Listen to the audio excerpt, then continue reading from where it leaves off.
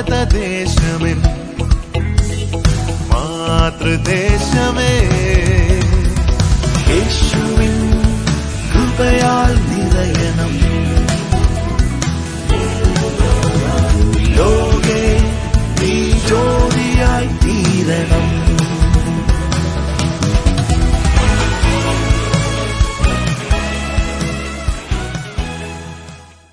ദൈവത്തിന് സ്തോത്രം. നമുക്ക് ഒരിക്കൽ കൂടെ ഒരുമിച്ച് ചില ആത്മീയ ചിന്തകൾ പങ്കിടുന്നതിന് ദൈവം നൽകിയ അവസരത്തിനായി ഞാൻ ദൈവത്തിന് നന്ദി കരയേറ്റുന്നു. പ്രത്യേകിച്ച് ഈ ഓഗസ്റ്റ് 15 നമ്മുടെ രാഷ്ട്രീയ മണ്ഡലത്തിൽ വളരെ പ്രാധാന്യമർഹിക്കുന്ന ഒരു ദിവസമാണ് എന്നുള്ളത് നമുക്കറിയാം. ഏകദേശം 2 നൂറ്റാണ്ടുകൾ ബ്രിട്ടീഷ് ഭരണത്തിന് കീഴിലായിരുന്ന നമ്മുടെ രാജ്യം രാഷ്ട്രീയ വിമോചനം പ്രാപിച്ച സമയമായിരുന്നു 1947 ഓഗസ്റ്റ് 15. ഓഗസ്റ്റ് 14 രാത്രി അർദ്ധരാത്രിയിൽ സ്വതന്ത്ര ഭാരതത്തിൻ്റെ ചിഹ്നമായി മൂവർണ്ണ പതാക ഡൽഹിയിൽ ചെങ്കോട്ടയിൽ പാറിക്കളിക്കുന്ന ആ സമയം, അതുവരെ ഉണ്ടായിരുന്ന എല്ലാ പാരതന്ത്ര്യത്തിൻ്റെ എല്ലാ ബലഹീനതയെയും അതിൽ നിന്ന് നമുക്ക് ഒരു വിമോചനം നൽകത്തക്ക നിലയിൽ, ആനന്ദം നൽകത്തക്ക രീതിയിൽ, സന്തോഷം നൽകത്തക്ക രീതിയിൽ ആ ഒരു അനുഭവം എത്രയും നമുക്ക് അനുഗ്രഹീതമായ ഒരു സന്ദർഭമായി നമ്മളെല്ലാവരും കണക്കാക്കുന്നു. ഒരുപക്ഷെ സംസാരിച്ചു വരുമ്പോൾ രാഷ്ട്രീയ സ്വാതന്ത്ര്യം കൊണ്ട് നമ്മൾ എന്ത് നേടി എന്നൊക്കെ ചോദിച്ചാൽ പലപ്പോഴും അതിനെ കിട്ടുന്ന ഉത്തരം പല രീതിയിലായിരിക്കും. എന്നാലും രാഷ്ട്രീയ സ്വാതന്ത്ര്യം അത്ര ചെറിയ കാര്യമല്ല എന്നുള്ളത് നമ്മൾ മനസ്സിലാക്കണം. നമുക്ക് നമ്മുടേതായിട്ടുള്ള ഒരു ഗവൺമെൻറ്, നമ്മുടേതായിട്ടുള്ള ഒരു ഭരണം, ഇതൊക്കെ നമുക്ക് ലഭിച്ചത് 1947 ഓഗസ്റ്റ് 15 അതിനുശേഷം എല്ലാ വർഷവും സ്വാതന്ത്ര്യ ദിനാഘോഷവും റിപ്പബ്ലിക് ദിനാഘോഷവുമൊക്കെ നമ്മളെ വീണ്ടും ആ സന്തോഷകരമായ ദിനത്തിലേക്ക്, അതിൻ്റെ ഓർമ്മകളിലേക്ക് നമ്മളെ കൊണ്ടുപോകുന്നു. നമ്മളത് എൻജോയ് ചെയ്യുന്നു. നമ്മുടെ രാഷ്ട്രം മൊത്തമായി അത് എൻജോയ് ചെയ്യുന്നു. ആ സമയത്ത് നമ്മൾ പലപ്പോഴും നമുക്ക് രാഷ്ട്രീയ സ്വാതന്ത്ര്യം ലഭ്യമാകേണ്ടതിന് വേണ്ടി പോരാടിയ നമ്മുടെ പൗരാണികരായ ആ പുരാതന നേതാക്കളെയൊക്കെ നമ്മൾ ഓർക്കുന്നു. അവരുടെ നിസ്വാർത്ഥമായ സേവനത്തെ, അവരുടെ കഷ്ടതയെ, അവരുടെ പീഡനത്തെ എല്ലാം നമ്മൾ സ്മരിക്കുന്നു. മഹാത്മാഗാന്ധിയെ പോലെ, സുഭാഷ് ചന്ദ്രബോസിനെ പോലെ, രക്തസാക്ഷിയായി മരിച്ച ഭഗത് സിംഗിനെ പോലെ, അങ്ങനെ ഒത്തിരി ആളുകൾ, അവരുടെയൊക്കെ പ്രവൃത്തിയുടെ ഫലമായാണ്, അധ്വാനത്തിൻ്റെ ഫലമായാണ് നാം ഇന്ന് സ്വാതന്ത്ര്യം അനുഭവിക്കുന്നത് എന്ന് നമ്മൾ ഏറ്റുപറയുന്നു. എന്നാൽ രാഷ്ട്രീയ സ്വാതന്ത്ര്യം കൊണ്ട് മാത്രം കാര്യമായോ എന്ന് ചോദിച്ചാൽ തീർച്ചയായുമില്ല. നമുക്ക് കൂടുതൽ സ്വാതന്ത്ര്യം ആവശ്യമുണ്ട്. ഒരു കാര്യം നമ്മൾ മനസ്സിലാക്കണം, സ്വാതന്ത്ര്യം എന്നാൽ എന്തും ചെയ്യാനുള്ളൊരു അവകാശം എന്ന നിലയിലല്ല ഞാനതിനെ കാണുന്നത്. പ്രത്യുത പാരതന്ത്ര്യത്തിൽ നിന്നുള്ള വിടുതൽ, അതാണല്ലോ പാരതന്ത്ര്യം, സ്വാതന്ത്ര്യം. നമ്മൾ മറ്റുള്ളവരാൽ ഭരിക്കപ്പെട്ടിരുന്ന അവസ്ഥയിൽ നിന്ന് നമ്മുടേതായിട്ടുള്ള ഒരു ഗവൺമെൻറ് നമ്മളെ ഭരിക്കുന്ന അവസ്ഥയിലേക്കുള്ള ഒരു മാറ്റം. That is wonderful. എന്നാൽ ഈ രാഷ്ട്രീയ സ്വാതന്ത്ര്യം കൊണ്ട് മാത്രം എല്ലാമായി എന്ന് നമുക്ക് ചിന്തിക്കാൻ കഴിയില്ല. വേറെ എന്തെല്ലാം നിലകളിൽ നമ്മൾ അടിമത്തം അനുഭവിക്കുന്നുണ്ട്, സ്വാതന്ത്ര്യം അനിവാര്യമായിരിക്കുന്നുണ്ട്. പൊളിറ്റിക്കൽ ഫ്രീഡം നമുക്ക് ലഭിക്കുന്നത് പോലെ തന്നെ നമുക്ക് അത്യന്താപേക്ഷിതമായ കാര്യമാണ്, നമുക്ക് എക്കണോമിക് ഫ്രീഡം ആവശ്യമുണ്ട്. സാമ്പത്തിക സ്വാതന്ത്ര്യം അത് ഇന്ന് എങ്ങനെയുണ്ട് എന്നുള്ളതിനെക്കുറിച്ച് ആലോചിച്ചാൽ, സ്വത്ത് മുഴുവൻ ചില ആളുകളുടെ കയ്യിൽ കേന്ദ്രീകരിക്കപ്പെട്ടിരിക്കുമ്പോൾ നമുക്ക് ആ സാമ്പത്തിക സ്വാതന്ത്ര്യം അതുപോലെ അനുഭവിക്കാൻ കഴിയുമോ എന്നുള്ളത് ഒരു ചോദ്യചിഹ്നമാണ്. അതുപോലെ ഇൻഫ്ലേഷനും മറ്റുള്ള കാര്യങ്ങളുമൊക്കെ നമുക്ക് ആവശ്യമുള്ള കാര്യങ്ങൾ പോലും വാങ്ങിക്കാൻ നല്ലൊരു കൂട്ടം ആളുകളെയും അവർക്കതിന് കഴിയാതിരിക്കുന്നതായ ഒരു സാഹചര്യം. സാമ്പത്തിക സ്വാതന്ത്ര്യം തീർച്ചയായും നമുക്ക് അനിവാര്യമായ ഒരു കാര്യമാണ്. അതുപോലെ സാമൂഹ്യ സ്വാതന്ത്ര്യം, അപ്പോൾ രാഷ്ട്രീയ സ്വാതന്ത്ര്യം നമുക്ക് വേണം, അതുപോലെ സാമ്പത്തിക സ്വാതന്ത്ര്യം നമുക്ക് വേണം, സാമൂഹിക സ്വാതന്ത്ര്യം നമുക്ക് അനിവാര്യമാണ്. ഒരു സമൂഹം മറ്റൊരു സമൂഹത്തെ പാരതന്ത്ര്യത്തിലാക്കിയിരിക്കുന്ന ഒരവസ്ഥ നമുക്ക് ആലോചിക്കാൻ പോലും കഴിയാത്തതാണ്. ജാതി വ്യവസ്ഥ, അതൊക്കെ നമ്മളിന്ന് കുറഞ്ഞു വന്നിട്ടുണ്ട്, ഇല്ലെന്നല്ല. പക്ഷെ അതൊക്കെ നമ്മുടെ സാമൂഹിക സ്വാതന്ത്ര്യത്തെ ഹനിക്കുന്നതായ കാര്യങ്ങളാണ്. 1947 രാഷ്ട്രീയ സ്വാതന്ത്ര്യം ലഭിച്ചെങ്കിലും ബാക്കിയുള്ള കാര്യങ്ങളിലൊക്കെ നമ്മൾ സ്വാതന്ത്ര്യം ലഭിച്ചുകൊണ്ടിരിക്കുന്നു എന്നൊക്കെ വേണമെങ്കിൽ പറയാമെന്നുള്ളതേ ഉള്ളൂ. നമുക്ക് സ്വാതന്ത്ര്യം ലഭിച്ചു കഴിഞ്ഞു എന്ന് പറയാനായിട്ട് കഴിയുന്നില്ല. ഈവൻ രാഷ്ട്രീയ സ്വാതന്ത്ര്യം പോലും പലപ്പോഴും പല സംസ്ഥാനങ്ങളിലും ചോദ്യം ചെയ്യപ്പെടുന്നതായ സാഹചര്യമുണ്ട്. അങ്ങനെയുള്ള ഒരു സാഹചര്യത്തിൽ സ്വാതന്ത്ര്യത്തെക്കുറിച്ചുള്ള ചില ചിന്തകൾ ഈ 75 വർഷം സ്വാതന്ത്ര്യം കൊണ്ടാടുന്ന ഈ സമയത്ത് അനിവാര്യമാണ് എന്ന് ഞാൻ ചിന്തിക്കുന്നു. രാഷ്ട്രീയ സ്വാതന്ത്ര്യം, സാമ്പത്തിക സ്വാതന്ത്ര്യം, സാമൂഹിക സ്വാതന്ത്ര്യം, അതുപോലുള്ള ഒത്തിരി കാര്യങ്ങളിൽ നമുക്ക് സ്വാതന്ത്ര്യം ആവശ്യമുണ്ടെന്ന് പറയുമ്പോൾ ഏറ്റവും വലിയ പാരതന്ത്ര്യം എന്താണ് എന്നുള്ളതിനെക്കുറിച്ചും കൂടെ നമ്മളൊന്ന് ആലോചിക്കേണ്ടത് ആവശ്യമാണ്. എന്താണ് ഏറ്റവും വലിയ പാരതന്ത്ര്യം? ഏറ്റവും വലിയ അടിമത്തം എന്താണ്? ഏറ്റവും വലിയ അടിമത്തം സത്യം പറഞ്ഞാൽ നമ്മൾ ഈ കാണുന്നതൊന്നുമല്ല. അതൊക്കെ തീർച്ചയായും അടിമത്തം തന്നെയാണ്. പക്ഷേ അതിനേക്കാൾ വലിയൊരു അടിമത്തം ഓരോ വ്യക്തിയും അനുഭവിക്കുന്നുണ്ട് പലപ്പോഴും. അതെന്താണെന്ന് ചോദിച്ചാൽ, ഒരു പരിധി വരെ പറഞ്ഞാൽ അത് എന്നിൽ നിന്ന്, എൻ്റെ പാപ സ്വഭാവത്തിൽ നിന്നുള്ള വിടുതലാണ്. അതാണ് യഥാർത്ഥ സ്വാതന്ത്ര്യം. പാപത്തിൻ്റെ അടിമത്തത്തിൽ നിന്നുള്ള സ്വാതന്ത്ര്യം. എന്താണ് പാപത്തിൻ്റെ അടിമത്തത്തിൽ നിന്നുള്ള സ്വാതന്ത്ര്യം എന്ന് പറയുമ്പോൾ, പലപ്പോഴും രാഷ്ട്രീയ സ്വാതന്ത്ര്യവും സാമ്പത്തിക സ്വാതന്ത്ര്യവും ഒക്കെ എന്താണെന്ന് ചോദിച്ചാൽ, നമുക്ക് ചെയ്യാൻ ആഗ്രഹമുള്ള നല്ല അനുഭവങ്ങളെ നമുക്ക് ലഭ്യമല്ലാതാകുന്നതാണല്ലോ ഇപ്പോൾ രാഷ്ട്രീയ സ്വാതന്ത്ര്യം. നമ്മൾ മറ്റൊരു രാജ്യത്തിൻ്റെയോ മറ്റൊരു രാഷ്ട്രത്തിൻ്റെയോ മറ്റോ അടിമകളായിരിക്കുമ്പോൾ നമുക്ക് നാം ചെയ്യേണ്ട കാര്യങ്ങൾ ചെയ്യാൻ നമുക്ക് കഴിയാതെ നമ്മളെ സമ്മതിക്കാതെ അടിമകളാക്കിയിരിക്കുന്ന മറ്റൊരു ഗ്രൂപ്പ് അല്ലെങ്കിൽ മറ്റൊന്ന്. ഇതുപോലെ ഒരു സ്വാതന്ത്ര്യത്തിൻ്റെ പ്രശ്നം വാസ്തവത്തിൽ പാപത്തിൻ്റെ കാര്യത്തിലുമുണ്ട്. അതായത് നമ്മളൊക്കെ സ്വതന്ത്രരാണെന്ന് നമ്മൾ പറയും. നമുക്ക് രാഷ്ട്രീയ സ്വാതന്ത്ര്യമുണ്ട്, ഞങ്ങൾ ഇന്ത്യക്കാർ സ്വതന്ത്രരാണ് എന്ന് പറയും. കുറച്ചുകൂടെ സാമ്പത്തിക സ്വാതന്ത്ര്യം ഉള്ളവരുണ്ട്. അതൊന്നും ഇന്നും എല്ലാവർക്കും ഒന്നും ഉണ്ടായിട്ടൊന്നുമില്ല. എങ്കിലും നമ്മൾ ചിലപ്പോൾ പറയും, പണ്ടത്തെ പോലല്ല, ഞങ്ങൾക്കിപ്പോൾ സാമ്പത്തിക സ്വാതന്ത്ര്യമുണ്ട്, ജാതി വ്യവസ്ഥയൊക്കെ പോയി എന്നൊക്കെ നമ്മൾക്ക് പറയും. എല്ലാവരുടെയും മനസ്സിൽ നിന്നൊന്നും അത് പോയിട്ടൊന്നുമില്ല. അങ്ങനെയുള്ള അടിമത്തത്തിൻ്റെ ചില കാര്യങ്ങളിൽ വിടുതൽ പ്രാപിക്കുമ്പോഴും ഇന്നും നമുക്ക് യഥാർത്ഥത്തിൽ സ്വാതന്ത്ര്യം അനുഭവിക്കാൻ കഴിയാത്തതായിരിക്കുന്ന ഒന്നാണ് പാപത്തിൽ നിന്നുള്ള സ്വാതന്ത്ര്യം അഥവാ അടിമത്തം എന്ന് പറയുന്നത്. അപ്പോസ്തലനായ പൗലോസ് റോമാലേഖനത്തിൽ പറയുന്നൊരു കാര്യമുണ്ട്, നന്മ ചെയ്യണം എന്ന് എനിക്ക് ആഗ്രഹമുണ്ട്, എങ്കിലും ഞാൻ ഇച്ഛിക്കുന്ന നന്മയല്ല, ഇച്ഛിക്കാത്ത തിന്മയത്രേ ഞാൻ ചെയ്യുന്നത്. നന്മ ചെയ്യണമെന്ന് ഞാൻ ആഗ്രഹിക്കുമ്പോഴും അതിനെന്നെ സമ്മതിക്കാതെ എൻ്റെ അവയവങ്ങളിൽ പോരാടുന്ന മറ്റൊരു പ്രമാണത്തെ ഞാൻ കാണുന്നു, പാപപ്രമാണം. ആ പാപപ്രമാണത്തിന് അത് എന്നെ അധീനമാക്കുന്നു എന്ന് പറയുന്നതായ ഒരു അവസ്ഥ. നന്മ ചെയ്യണമെന്ന് ആഗ്രഹമുണ്ടെങ്കിലും അതിന് കഴിയാതെ തിന്മ പ്രവർത്തിച്ചു പോകുന്നതായ ഒരു അവസ്ഥ. ഇത് അപ്പോസ്തലനായ പൗലോസ് മാത്രമല്ല പറഞ്ഞിരിക്കുന്നത്. ശരിക്കും നമ്മൾ പൗരാണിക കഥകളൊക്കെ വായിക്കുമ്പോൾ അവിടെയും ഇതേപോലെ തന്നെയുള്ള ഒരു കാര്യം ധൃതരാഷ്ട്രർ പറയുന്നുണ്ട്. ധൃതരാഷ്ട്രരുടെ മക്കളാണല്ലോ പാണ്ഡവരും കൗരവരും. ആ ധൃതരാഷ്ട്രർ പറയുന്നൊരു കാര്യമുണ്ട്, നന്മ എന്താണെന്നുള്ളത് എനിക്കറിയാം, അത് ചെയ്യണമെന്ന് എനിക്ക് ആഗ്രഹമുണ്ട്, പക്ഷെ എനിക്കതിന് കഴിയുന്നില്ലല്ലോ എന്ന് പറഞ്ഞ് അദ്ദേഹം വിലപിക്കുകയാണ്. അപ്പോൾ നന്മ ചെയ്യണമെന്ന് ആഗ്രഹം ഉണ്ടായിട്ടും അത് ചെയ്യാൻ കഴിയാത്തതായ അവസ്ഥ എന്ന് പറയുന്നത് തീർച്ചയായും അടിമത്തമാണ്. ആ അടിമത്തം ധൃതരാഷ്ട്രരുടെ ജീവിതത്തിലോ പൗലോസിന്റെ ആദ്യകാല ജീവിതത്തിലോ മാത്രമൊന്നുമല്ല, എല്ലാവരുടെയും ജീവിതത്തിൽ എപ്പോഴുമുള്ള കാര്യമാണ്. പാപത്തിന്റെ അധീനതയിൽ കഴിയുന്ന ഒരു അവസ്ഥ.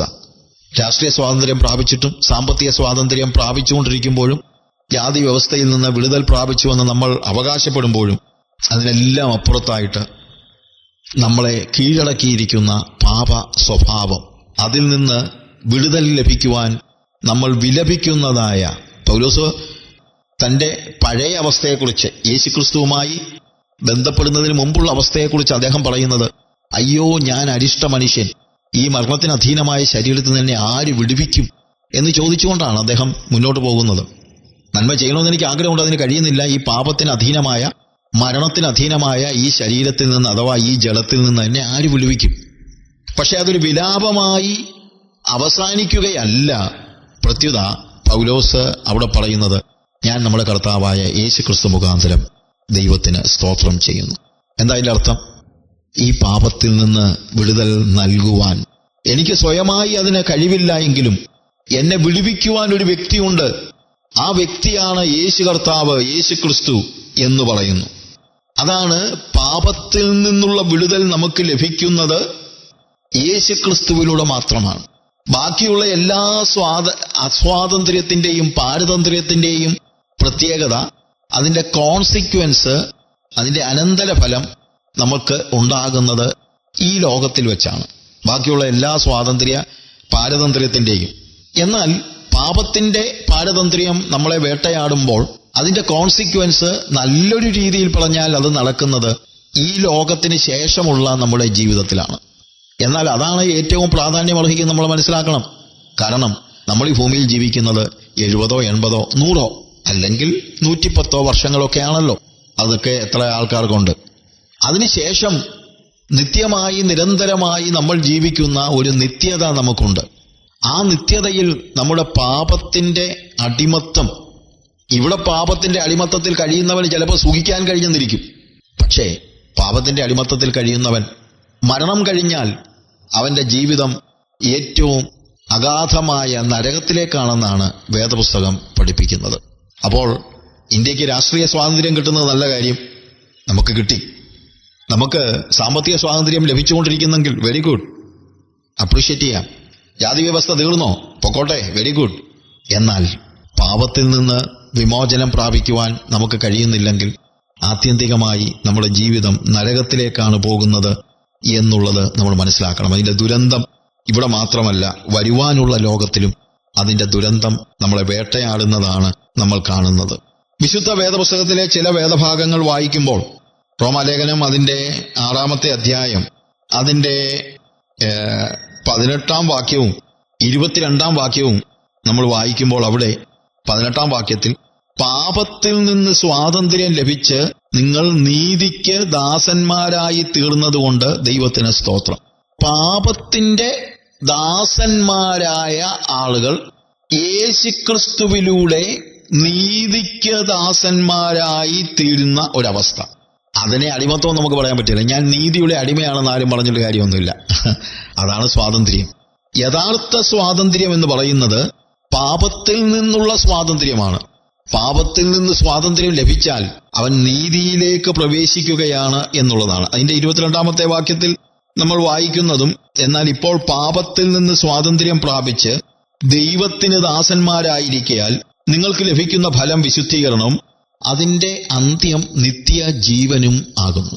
പാപത്തിൽ നിന്ന് സ്വാതന്ത്ര്യം ലഭിച്ച് അടുത്തത് എന്താണ്? അടുത്തത് നിങ്ങൾ ദൈവത്തിന്റെ ദാസന്മാരായി തീരുകയാണ്. ദൈവത്തിന്റെ അടിമകളാവുക എന്നു പറയുന്നതിനകത്ത് ആ രീതിയിലുള്ള അതിനെ അടിമത്തം എന്ന് പറഞ്ഞിട്ട് കാര്യമില്ല. അത് സുഖകരമായ ഒരു അടിമത്തമാണ്. ആ ദൈവത്തിന്റെ അടിമത്തത്തിലേക്ക് നിങ്ങൾ വന്നിരിക്കുന്നു. ഇത് യേശു കർത്താവിലൂടെയുള്ള പാപവിമോചനം പ്രാപിച്ച വ്യക്തികൾക്കുള്ള ഒരു കത്താണ് പൗലോസ് ഇവിടെ എഴുതുന്നത്. അവർ ദൈവത്തിന്റെ ദാസന്മാരായി തീർന്നിരിക്കുന്നു. അതിന്റെ ഫലം വിശുദ്ധീകരണവും അതിന്റെ അന്ത്യം നിത്യജീവനുമാകുന്നു. ആത്യന്തികമായി എന്താ സംഭവിക്കുന്നത്? ഇവിടെ പാപത്തിൽ നിന്ന് സ്വാതന്ത്ര്യം പ്രാപിച്ച വ്യക്തികൾ ആത്യന്തികമായി നിത്യജീവനിലേക്കാണ് യാത്ര ചെയ്യുന്നത്, അല്ലെങ്കിൽ നിത്യ നരകത്തിലേക്കാണ്. നിത്യ നരകത്തിലേക്ക് യാത്ര ചെയ്തുകൊണ്ടിരുന്ന നമ്മളെ നിത്യജീവങ്കിലേക്ക് നടത്തുവാൻ നമ്മളെ പ്രാപ്തമാക്കുന്നതാണ് യേശു കർത്താവിന്റെ ഭൂമിയിലെ ഇടപെടൽ എന്നുള്ളത് നമ്മൾ മനസ്സിലാക്കണം. അപ്പോൾ സ്വാതന്ത്ര്യത്തിൽ നിന്ന് നമ്മൾ അതിന്റെ അന്ത്യം, ഇപ്പോൾ തന്നെ നമ്മൾ സ്വതന്ത്രരാവുകയാണ്, പക്ഷെ അതിന്റെ അന്ത്യം എന്താണ്? നിത്യജീവൻ. ആ നിത്യജീവൻക്കലേക്കുള്ള ഒരു യാത്രയാണ് നമ്മളിവിടെ കാണുന്നതായ ഒരു കാര്യം. റോമാലേഖനത്തിലെ തന്നെ 8-ാമത്തെ അധ്യായത്തിൽ 2-ാമത്തെ വാക്യത്തിലും ജീവന്റെ ആത്മാവിന്റെ പ്രമാണം എനിക്ക് പാപത്തിന്റെയും മരണത്തിന്റെയും പ്രമാണത്തിൽ നിന്ന് ക്രിസ്തുയേശുവിൽ സ്വാതന്ത്ര്യം വരുത്തിയിരിക്കുന്നു. അപ്പോൾ ജീവന്റെ ആത്മാവിന്റെ പ്രമാണം എനിക്ക് പാപത്തിന്റെയും മരണത്തിന്റെയും പ്രമാണത്തിൽ നിന്ന്. അപ്പോൾ പാപവും മരണവും ഒരുമിച്ച് കിടക്കുകയാണ്. മരണം എന്നിവിടെ ഉദ്ദേശിക്കുന്നത് നമ്മുടെ സ്വാഭാവിക മരണം മാത്രമല്ല, നിത്യമരണമാണ്. കാരണം നമുക്ക് അതിൽ നിന്ന് വിടുതൽ ലഭിക്കുമ്പോൾ ലഭിക്കുന്നത് നിത്യജീവനാണ്. നിത്യജീവന്റെ വിപരീത പദം നിത്യമരണം അഥവാ നിത്യനരകം എന്നുള്ളതാണ്. അതിൽ നിന്ന് ജീവന്റെ ആത്മാവിന്റെ പ്രമാണം എനിക്ക് സ്വാതന്ത്ര്യം വരുത്തിയിരിക്കുന്നു. അപ്പൊ ഇത് വരുത്തും എന്നല്ല, വരുത്തിയിരിക്കുന്നു. അതായത് ഈ ഭൂമിയിൽ നമ്മൾ ജീവിക്കുമ്പോൾ തന്നെ നമുക്ക് സ്വാതന്ത്ര്യം ലഭിക്കുന്ന കാര്യമാണ് ഇവിടെ കാണുന്നത്.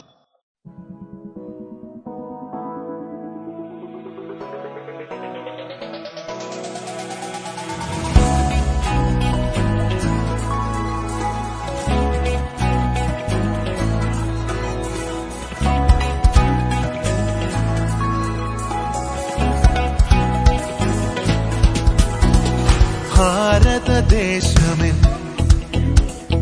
മാതൃദേശമേ, ഭാരതദേശമേ, മാതൃദേശമേ, യേശുവിൻ കൃപയാൽ നിറയണം.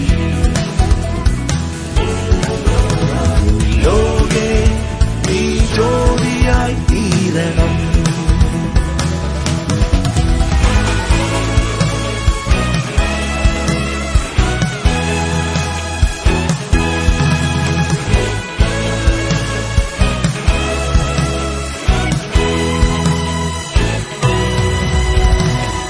യേശുവേഗം വന്നിടാറായി ഒരുങ്ങു നീ ദേശമേ, നാശമേതും വന്നിടാതെ ഒരുങ്ങു നീ ദേശമേ.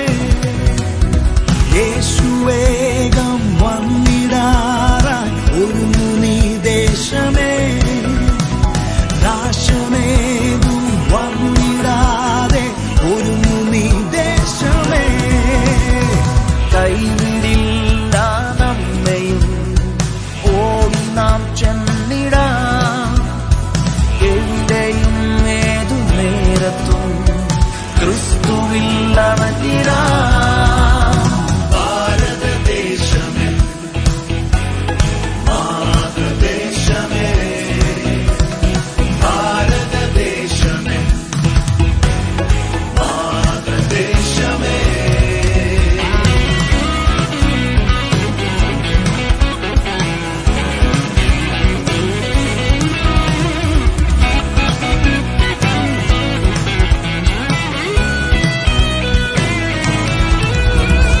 പടിപടിയ ഉയർന്നിടും എൻ രാജ്യമീ നാൾകളിൽ, വൻപടവുകൾ താണ്ടിയേറെ ദൂരം നാം പോയിടും.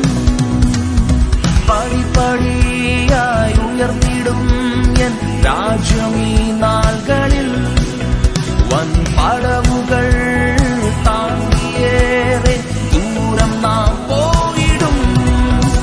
ഒന്നാമതായി നാം തീർന്നിടും, എല്ലാരും ഒന്നായിടും. യേശുവിന്റെ സാക്ഷികൾ ചേർന്നു വാഴും ദിനം. ഭാരതദേശമേ, മാതൃദേശമേ, ഭാരതദേശമേ, മാതൃദേശമേ. ഏതു മനുഷ്യനെയും പ്രകാശിപ്പിക്കുന്ന സത്യവെളിച്ചം ഈ ലോകത്തിലേക്ക് വന്നു. അത് മറ്റാരുമല്ല, നമ്മുടെ കർത്താവായ യേശുക്രിസ്തുവാണ്. പുത്രൻ നിങ്ങൾക്ക് സ്വാതന്ത്ര്യം വരുത്തിയാൽ നിങ്ങൾ സാക്ഷാൽ സ്വതന്ത്രരായിത്തീരുന്നു. പാപത്തിൽ നിന്നുള്ള സ്വാതന്ത്ര്യം, രോഗത്തിൽ നിന്നുള്ള സ്വാതന്ത്ര്യം, മരണത്തിൽ നിന്നുള്ള സ്വാതന്ത്ര്യം, തിന്മയിൽ നിന്നുള്ള സ്വാതന്ത്ര്യം, ശാപത്തിൽ നിന്നുള്ള സ്വാതന്ത്ര്യം പുത്രനായ യേശു ക്രിസ്തുവിലൂടെ നിങ്ങൾക്ക് ലഭ്യമായിത്തീരുന്നു. അവനെ കൈക്കൊണ്ട് അവന്റെ നാമത്തിൽ വിശ്വസിക്കുന്ന ഏവർക്കും ദൈവത്തിന്റെ മക്കളായി തീരുവാൻ അവൻ അനുവാദം നൽകിയിരിക്കുന്നു. യേശുവിൽ വിശ്വസിക്കുക. സത്യത്തിന്റെ ആത്മാവായ, തത്വത്തിൽ മുദ്രയായ, ജീവന്റെ ശ്വാസമായ ക്രിസ്തുവിൽ നീ വളരുക. സത്യസംസ്കാരമായി, നന്മയായി, നിറവായി നിങ്ങൾ തീരുക. ഭാരതം ദൈവ തേജസ്സിന്റെ മഹാരാജ്യമായി തീരട്ടെ. സത്യത്തിൻ ആത്മാവായി, തത്വത്തിൻ മുദ്രയായി, ജീവനിൻ ശ്വാസമായി ക്രിസ്തുവിൽ നീ വളരുക. സത്യസംസ്കാര